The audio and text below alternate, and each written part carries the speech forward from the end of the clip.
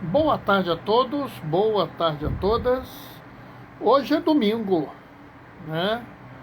São 15h30, nós estamos começando o Momento Bom Samaritano, né? Momento onde a gente para um pouquinho durante o dia para refletir a palavra de Deus, né? O impacto que ela tem na nossa vida, né? Como a gente deve agir, pensar para que a gente possa evoluir, né? Continuar trilhando o caminho de Jesus, né? Hoje eu estou aqui no quarto, quase sempre domingo eu estou no quarto, né? Não sei o que acontece com a minha internet. Já entrou aqui a Fátima, paz e bem, Fátima, né? Meu nariz está entupido para variar, né? Então estou eu aqui no quarto. A vantagem do quarto é que a gente tem São Francisco ali, né? O problema do quarto também, sabe, Fátima, é que eu fico meio torto. Então tem que ficar olhando para um lado, olhando para o outro. Djalma, Doraci, paz e bem.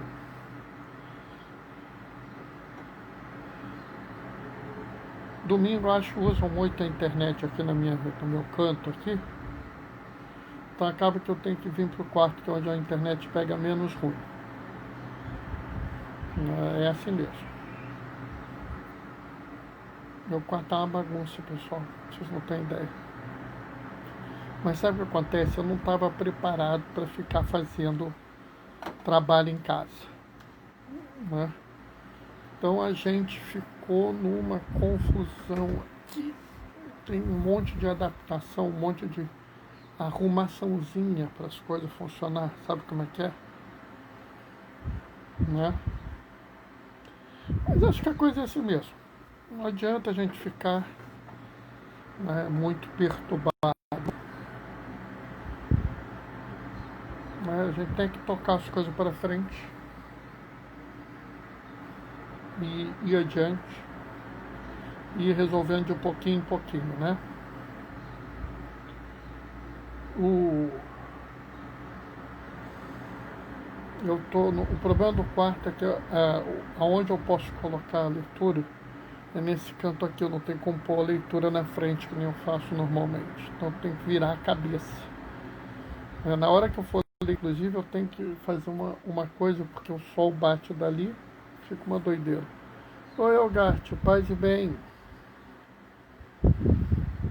Tá quente aí no teu canto, Elgarte? Aqui eu tô com ventilador no máximo, quase. Oi, Carla, paz e bem.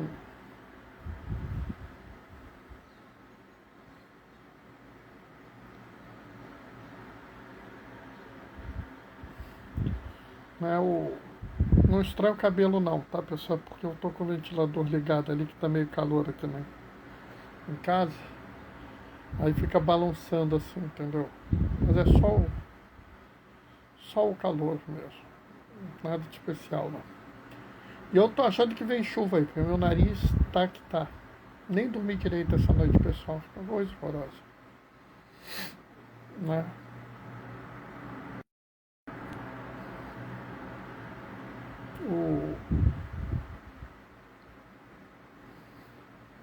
Mas a gente vai levando. Não adianta ficar nervoso à toa. Mas hoje a leitura é muito, muito interessante. Aliás, acho que eu tenho que parar de falar isso, porque eu acho sempre a leitura interessante. O céu está todo preto, vem chuva. Eu não tenho dúvida, porque meu nariz... Olha, de ontem para ontem ele estava um pouco ruim. De ontem para hoje foi um problema. Entendeu? Não tem jeito. Meu nariz, ó... Pior é que se chover muito, falta luz aqui em casa. Espero que falte luz antes de eu ir dormir, porque sem luz eu não durmo. Eu uso o respirador para dormir, sem luz eu não durmo. Né? Aliás, esse é um dos motivos também que o pessoal não quer deixar eu trabalhar presencialmente na minha apneia do sono. Oi, Daniel, tudo bem? Como é que você tá, rapaz? Paz e bem, Daniel. né? Nós estamos aqui nos preparando no momento do acolhimento, né? Aliás, pessoal, acho que a gente tem que aprender a acolher muito bem, sabe? Uma das coisas assim que é essencial é acolher as pessoas. Oi, Fátima, paz e bem, né? E assim, quando eu falo acolher as pessoas, não, é importante acolher na igreja. Eu acho que é importante acolher em qualquer lugar, né? Eu conto uma história que uma vez a gente teve uma fila no trabalho, né, lá no hospital. Teve uma fila enorme, chegou a sair no jornal, com a confusão e tal. Aí no dia seguinte eu estou chegando para o trabalho, está formando a fila de novo. Ai, meu Deus do céu, eu olhei aquela fila se formando. Aquilo me deu uma angústia, né? Papa é o maior exemplo do acolhimento. Concordo, Carla. Aquilo me deu angústia, me deu uma perturbação. Eu falei lá com o pessoal, a gente resolveu pôr as pessoas para dentro do ambulatório e eu ficava distribuindo senha. Apesar de não ser minha função, eu resolvi distribuir a senha para resolver, para não deixar as pessoas do lado de fora da rua. Porque eu trabalho no hospital de cardiologia, imagina um paciente de cardiologia em pé no meio da rua. Luana NS3, eu não estou te reconhecendo, Luana, mas paz e bem, seja muito bem-vinda aqui no momento do Bom Samaritano, né? Aí, era muito interessante, porque eu chegava e olhava assim, senhor, qual é o seu caso? Não, tem consulta marcada, então o senhor vai para ali. Não, eu vou marcar a consulta, pega essa fichinha aqui. Aí, de vez em quando, uma pessoa que eu ia chegava lá para mim e olhava assim, isso é um absurdo, não admito isso, não sei o quê. Eu olhava para ela, não, o senhor está com razão, isso é absurdo, o senhor está certo. Infelizmente eu não tenho como resolver o absurdo, mas eu tenho como te atender. O que eu posso fazer pelo senhor? Né? E era muito gozado que as pessoas olhavam para mim e falavam assim, Bernardo, as pessoas não têm direito de gritar com você. Eu olhava para elas, para os meus amigos que criticavam essas pessoas e dizia assim, mas espera aí, vocês querem que eles gritem com quem? A única pessoa que eles têm para gritar é comigo, então eles vão gritar comigo. Né? Cabe a mim entender o sofrimento, a angústia daquele irmão que já está doente, que encontrou uma fila grande, que está com medo de não ser atendido, né? Que pode estar precisando de trocar a receita dele, se a consulta for muito longe, isso vai ser ruim para ele, né? E aceitar a diferença do outro, né? É interessante, porque quando eu falo isso, que a gente devia acolher em qualquer lugar, não é assim pensar em acolher na igreja, não, né? Bom, pessoal, vamos começar, né? Eu vou pedir assim uma certa licença, que eu estou numa situação adaptada aqui, né? Então vou ler, não vai ficar muito bom não, mas eu garanto que a gente compensa na hora da reflexão, tá? Vamos nós. O Senhor esteja convosco, Ele está no meio de nós. Proclamação do Evangelho de Jesus Cristo segundo Mateus. Naquele tempo, os fariseus ouviram dizer que Jesus tinha feito calar os saduceus. Então eles se reuniram em grupo e um deles perguntou a Jesus para experimentá-lo: Mestre, qual é o maior mandamento da lei? Jesus respondeu: Amarás o Senhor teu Deus de todo o teu coração, de toda a tua alma e de todo o teu entendimento. Este é o maior e o primeiro mandamento. O segundo é semelhante a este: amarás ao teu próximo como a ti mesmo. Toda a lei e os profetas dependem desses dois mandamentos. Palavra da salvação. Bom, pessoal, Bom, Luana, você é nova aqui, só para você saber, se quiser fazer algum comentário, alguma observação, você está livre, tá? Não tem nada que te impeça, não. Né? Oi, Elisa, paz e bem, menina. Sabe, pessoal, quando você olha esse evangelho é belíssimo, né? E as leituras de hoje são muito importantes. Eu acho que tem aqui algumas coisas que são importantes da gente prestar atenção. No Evangelho tem 2 tópicos que eu gostaria de frisar a vocês, né? Mas eu acho que vale a pena a gente dar uma olhadinha, primeiro, na primeira leitura, né? Na primeira leitura, lá no Êxodo, o próprio Deus fala com as pessoas com quem ele está conversando, ou seja, com o povo dele. E ele mostra algumas regras de conduta, algumas regras de cuidado. E essas regras são muito interessantes, porque ele fala claramente de 3 pessoas: o estrangeiro, a viúva e o órfão.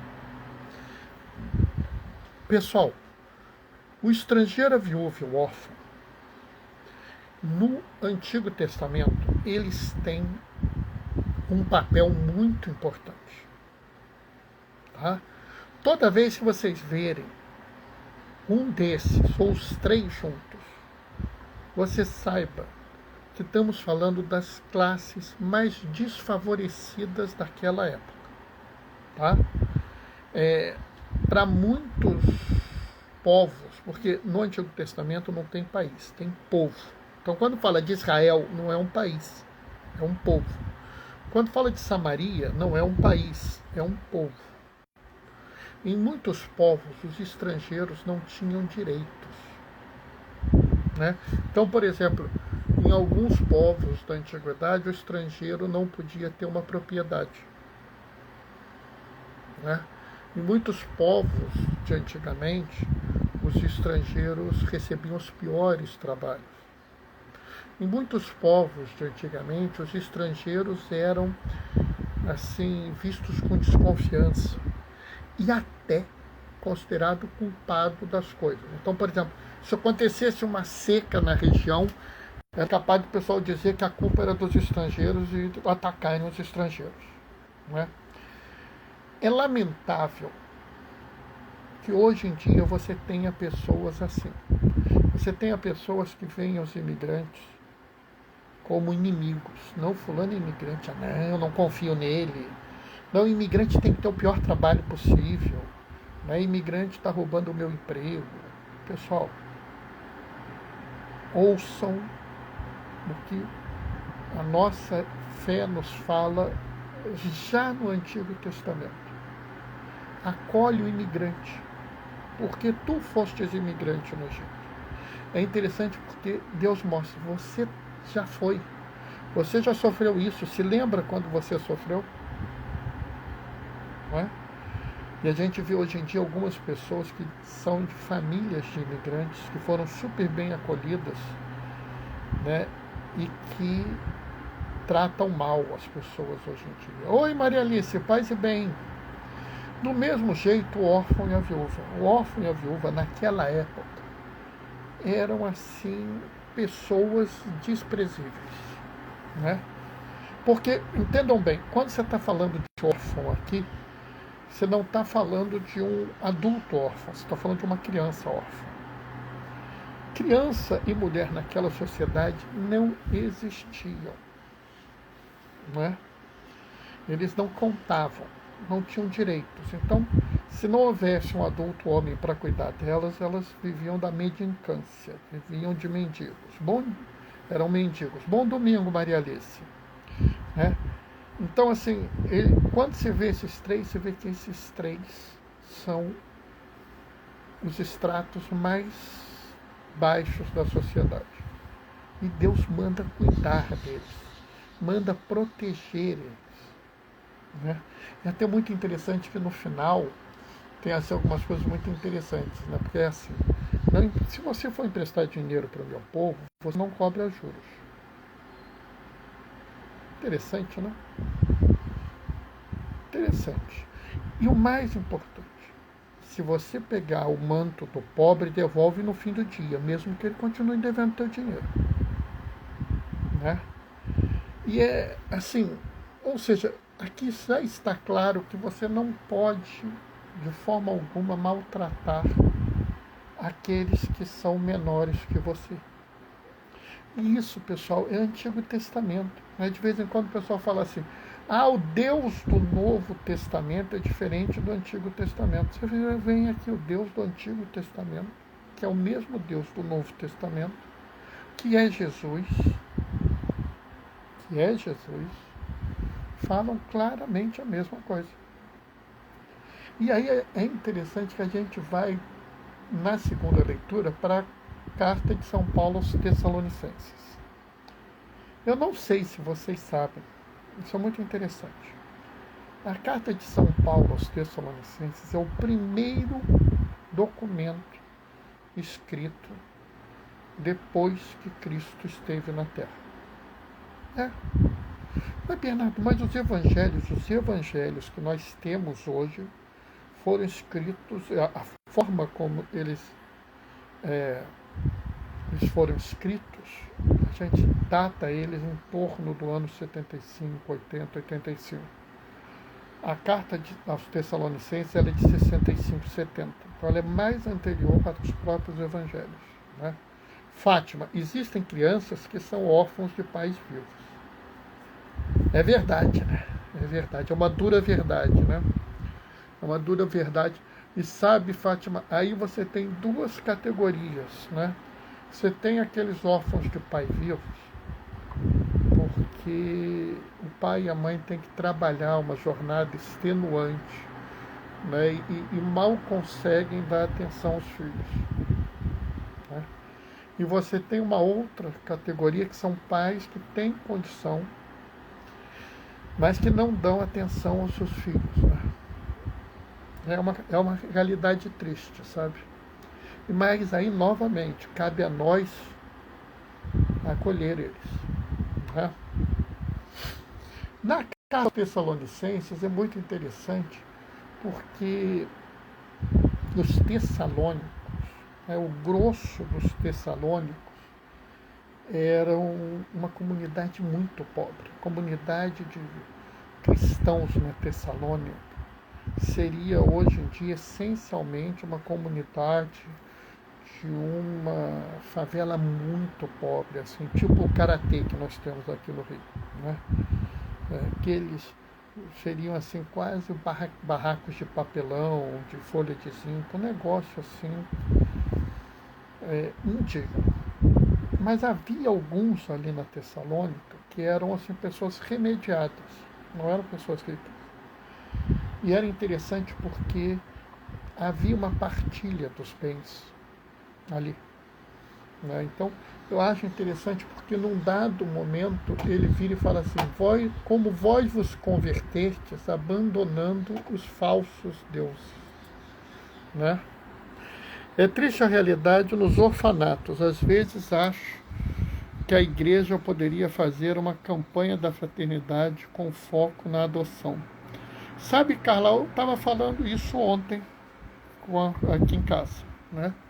Como a gente tem um sistema de adoção muito ruim, os orfanatos são muito ruins, né? É muito complicado. Você tem razão. Leva essa sugestão para a CNBB. Porque, de repente, a gente podia fazer assim. Tudo bem que já tem, se eu não me engano, nós estamos em 2020, eu acho que só tem tema livre para 2024. Porque, ao contrário do que as pessoas pensam, já está decidido o tema do ano que vem, de 2022 e de 2023. Acho que o próximo tema livre é para 2024. A igreja, ela não pensa a campanha da fraternidade de ontem para hoje, não. Ela pensa a campanha da fraternidade com anos de antecedência. Né? E aí, pessoal, a gente volta para o nosso evangelho. E aqui no evangelho tem algumas coisas que são importantes a gente ter em mente. E eu vou trabalhar elas com você agora. Né? Primeira coisa, no versículo 35,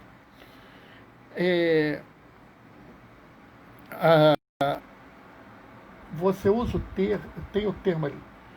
Um deles perguntou a Jesus para experimentá-lo. Oi, Betinha, paz e bem. Né? Esse termo experimentar é um perigo. porque aqui está traduzido como experimentar. Mas se você for ver o original, é o mesmo termo que o diabo, né, quando o diabo tenta Jesus no deserto, né, é o mesmo termo, ou seja, não era uma perguntinha, era algo maldoso, era algo perverso que eles estavam fazendo. Por quê? Porque os judeus, eles viviam pela lei. E esse negócio da lei para eles era assim a base das bases, né? Aliás, a grande briga entre os judeus, entre os fariseus, era qual era o mais importante dos mandamentos. Então, quando Jesus virasse e falasse assim, o mandamento mais importante é não matar. O pessoal, não, é absurdo, porque ele não falou de honrar o pai e a mãe, não sei o quê. Se Jesus falasse, o mais importante é honrar o pai e a mãe, é um absurdo, porque o mais importante é não matarás e tal. Então, eles fizeram uma pergunta que era para pôr Jesus numa saia justa. E sabe, às vezes, quando você é perguntado e é colocado numa saia justa, você quer ficar em cima do muro. Né? Não vou responder, não. Isso é muito complicado, nós temos que pensar, fazer.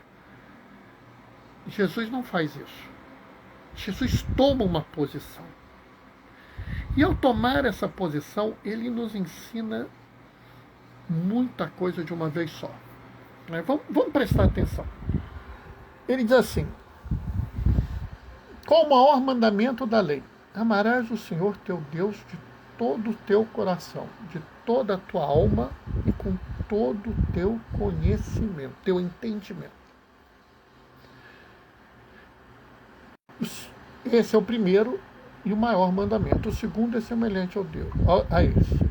Amarás o teu próximo como a ti mesmo. Pessoal, nessa pequena frase você tem duas mensagens que são super importantes. Observem bem. Ele fala assim, ama o Senhor teu Deus com todo o teu coração, toda a tua alma e todo o teu entendimento. Eu queria pegar esse pedacinho e fazer uma reflexão com vocês. O entendimento que vocês têm é sempre o mesmo? O entendimento que vocês têm de Deus, quando vocês tinham 3 anos de idade, 4 anos de idade, 10 anos de idade, 12 anos de idade, 15 anos de idade, 20 anos de idade, ou um burro velho, assim que nem eu, com 52 anos de idade, vocês acham que o entendimento que nós temos de Deus, do amor de Deus, da presença de Deus no mundo e na história, é o mesmo? Parem para pensar. Eu garanto que não é. Pelo menos para mim não é. Se eu pensar como eu via Deus com 17 anos, como eu via Deus com 30, como eu via Deus com 40, e como eu vejo Deus hoje, eu tenho certeza que o meu entendimento de Deus mudou. Então, quando eu falo que eu vou amar a Deus com todo o meu entendimento, isso implica que pode haver uma mudança na forma de eu entender. Pegaram isso? Por que eu estou falando isso? Porque nós temos um problema hoje em dia, que as pessoas acham que a doutrina da igreja é estática, que a doutrina da igreja não muda nunca, né? A doutrina da igreja de 2000 anos.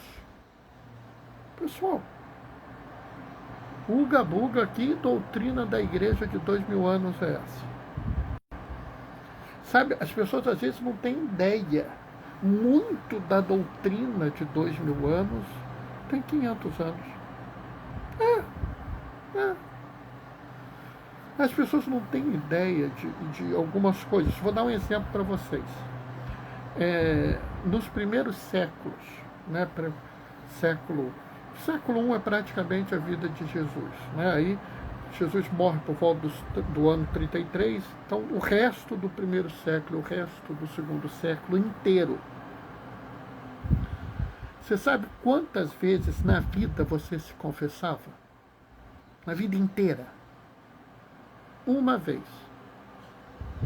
Você só podia se confessar uma vez na sua vida. E o negócio era o seguinte, você se confessava, né? O ancião, não era o padre, era o ancião, né?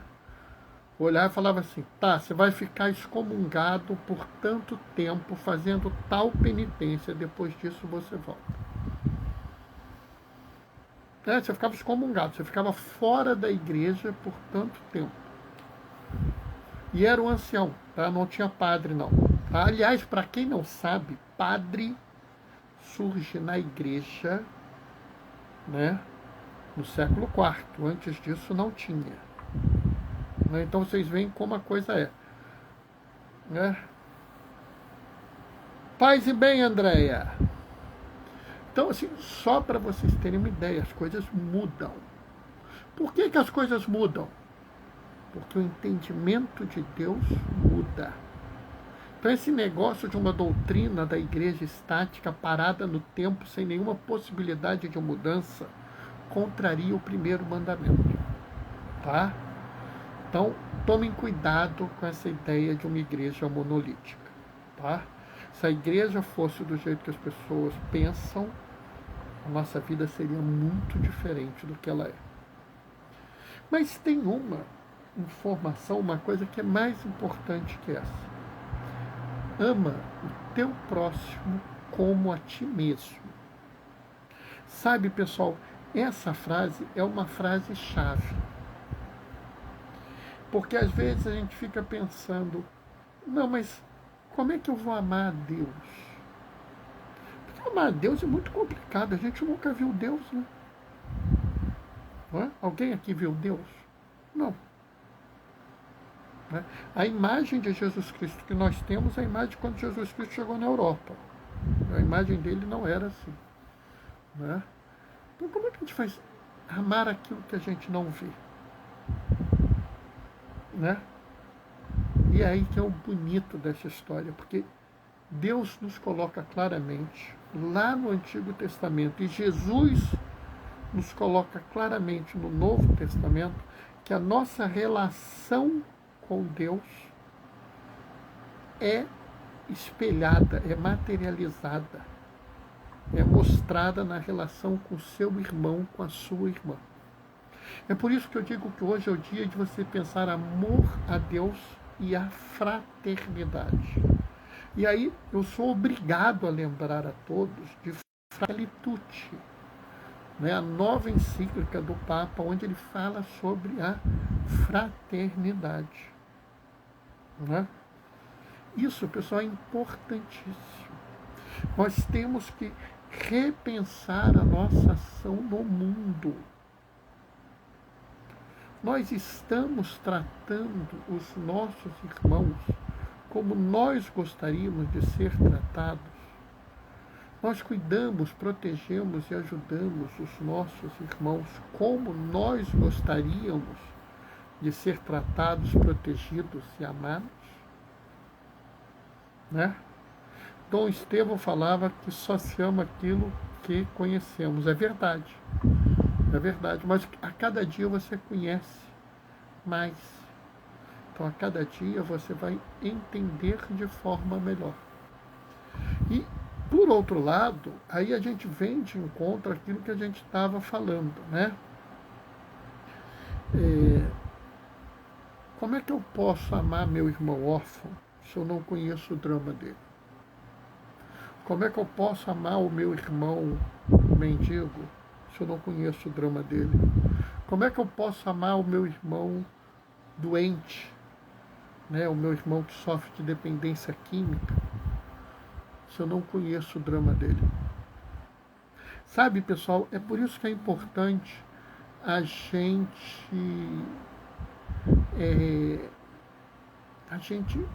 se doar um pouco.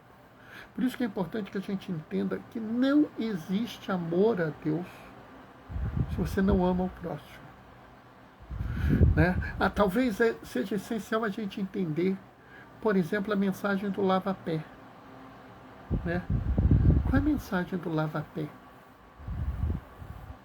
A mensagem do lava-pé é a mensagem de amor e de dignidade. Todo ser humano é digno. Por isso que ele, que era o mestre, lavou o pé do discípulo. Né? E todo ser humano merece amor. É por isso que ele beija o pé dos discípulos.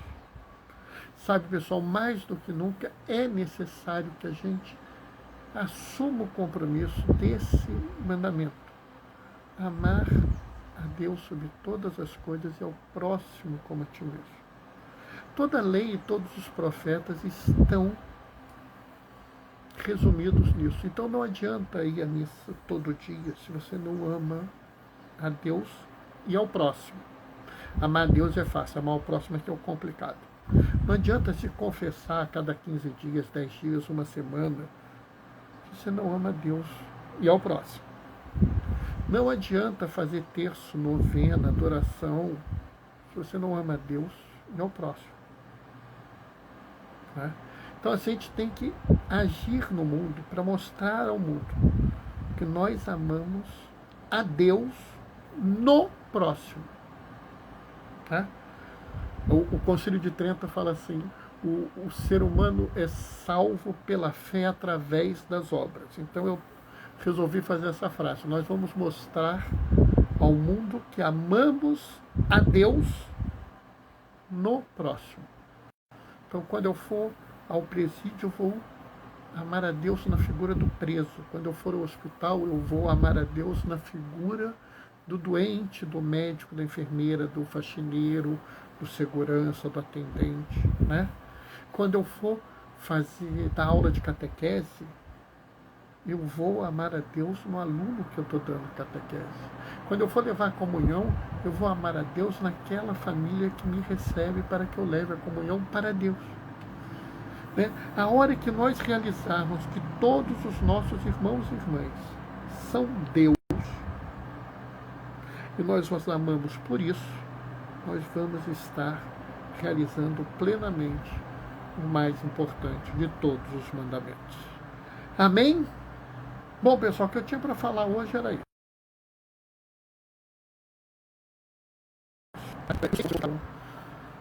Concordaram com o que eu falei. Se alguém não concordou, pode falar. Né? Se alguém quiser participar. Não, Bernardo, eu discordo de você. Quero falar para todo mundo. Eu abro aqui para vocês falarem. Tá? O importante é que a gente esteja junto, né? E que a gente possa aqui, mais do que nunca, exercer um real amor a Deus, né? Carla e Fátima já deram amém, a outra Fátima deu amém, as duas Fátimas puseram mãozinha de oração. Eu falo porque eu não sei se as pessoas veem, né? Então eu vou falando, colocando aqui para que as pessoas saibam o que está acontecendo, né? Essa coisa é muito importante, sabe, pessoal? É muito importante a gente ver. Aliás, eu peço que vocês leiam a Fratelli Tutti, né? Djalma e Doraci gostaram, mandaram amém também, que bom. Sabe, pessoal, acho que é importante a gente ler a encíclica. Tem muita gente falando assim: ah, não, padre fulano, bispo fulano, cardeal fulano. Olha, Maria Alice mandou amém, mãozinha de oração e uma rosa. Muito obrigado. Adoro receber rosas. Né? Mas só manda as virtuais, não precisa mandar a flor não, tá? Manda assim uma rosinha virtual que eu acho muito bonitinho. Né? Sabe, pessoal? As pessoas falam assim: não, o bispo fulano, o cardeal fulano, o diácono fulano vai mostrar em si. Leiam. Leiam. Mas não estou dizendo que eles não vão mostrar, eles vão mostrar, mas é importante que a gente leia. Do mesmo jeito que é importante ler a Bíblia, né? É importante ler a encíclica do Papa, né? E uma coisa muito importante, né? Sempre ter calma e tranquilidade, nunca ficar assim respondendo logo de cara, falando as coisas logo de cara. Não tenho pressa, não. Tá? Às vezes é melhor a gente esperar um dia ou dois para se posicionar da forma certa. Maria Alice gostou da minha brincadeira, que bom. Bom da Maria Alice é que ela me conhece há muito tempo, né? Então ela já sabe, a gente já sabe como é que eu sou, né? Bem, pessoal, eu vou me despedir agora, né? Porque eu acho que já deu. Ó, tô ficando bom, né? Já deu um pouquinho mais até da meia hora que eu gosto de falar. Não gosto de falar muito tempo, não, sabe, pessoal? Até porque hoje, inclusive, é domingo, é dia de vocês estarem com a família de vocês, né? E vocês decidiram me dar esse tempinho. Que bom, né? Pessoal, vou me despedir deixando a minha bênção. Quem tiver um tempinho, dá um pulo no blog do Gaioso, Diaconia da Palavra, blogspot.com, tá? Amanhã, 15h30, eu tô de novo junto. Assim que terminar aqui, isso vai pro IGTV, tá? Tchau, tchau, pessoal. Vou dar minha bênção. O Senhor esteja convosco. Ele está no meio de nós. Hoje sempre desça sobre vós a bênção do Deus Todo-Poderoso, Ele que é Pai, Filho e Espírito Santo. Amém. Aqueles que podem, fiquem em casa. Os que não podem, se protejam. Todos usem máscara. Pode deixar que eu vou dar um beijo, mozinho, Carla. Todos usem máscara. Isso vai passar. Isso vai passar. Tá? Glorifiquem o Senhor com a vossa vida. Vamos em paz e que o Senhor nos acompanhe. Tchau, tchau. Até amanhã, pessoal.